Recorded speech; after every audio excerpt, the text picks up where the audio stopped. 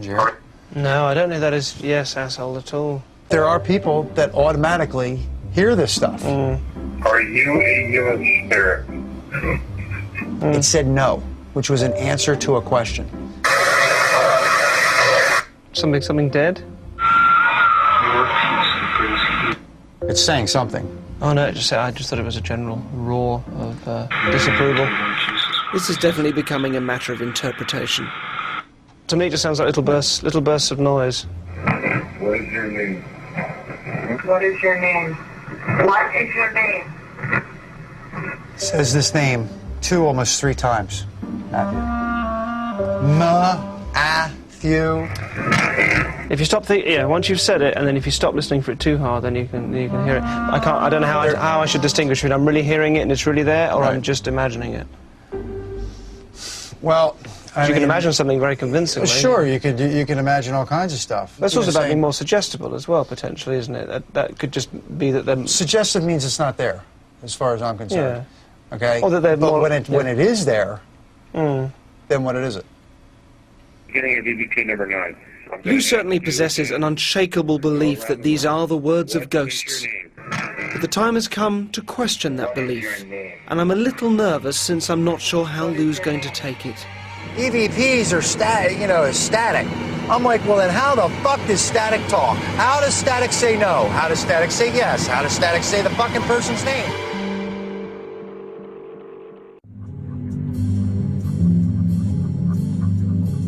I've been spending the last few days with ghost hunter Lou Gentili, who's clocked up almost 13,000 hours helping the haunted and possessed of America, without charging a dime. Lou's put a great deal of passion into showing me what he says is actual physical proof of the existence of ghosts. Literally rose up like this and slammed into the refrigerator. But for me, there are non-paranormal explanations for much of what I've seen and heard so far. Bless all the children that shall enter this And as much as I've come to like Lou, I feel duty-bound to bring these to his attention. Lou bases much of his belief in ghosts on electronic voice phenomena, or EVPs, which he claims are the voices of the dead. Why do you keep bothering Judy? Why do you keep... I found someone locally who will give us an impartial and expert opinion on them. And Lou's agreed to meet him. November the 20th, 2005. Roger Boyle regularly appears in court cases as an expert witness analysing audio recordings.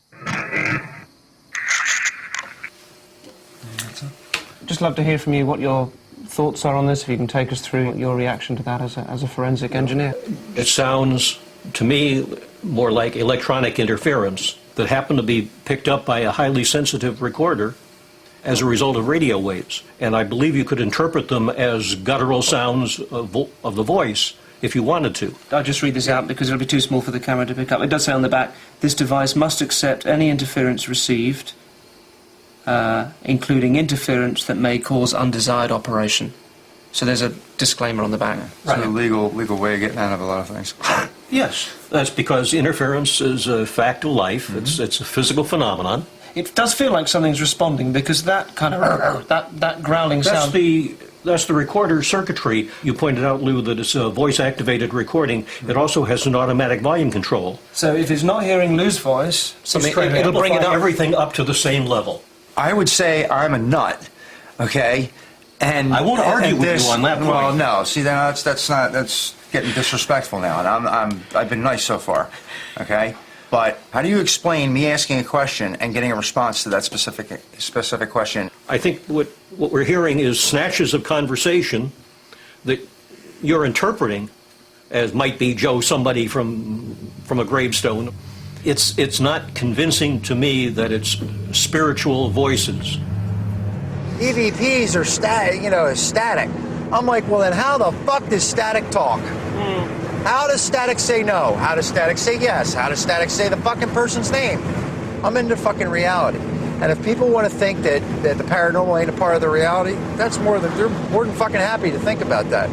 But bottom line is that there's shit in this world that can't be explained. And it's the truth.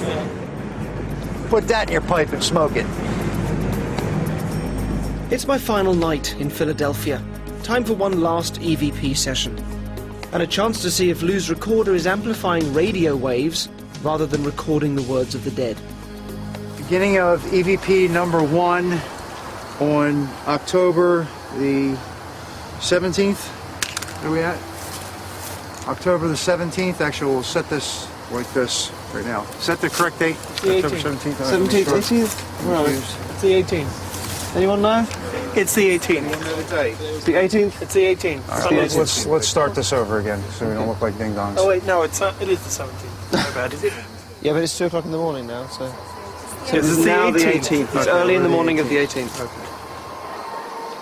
So now we've established the date, Lou suggests I ask a question of whatever's out there.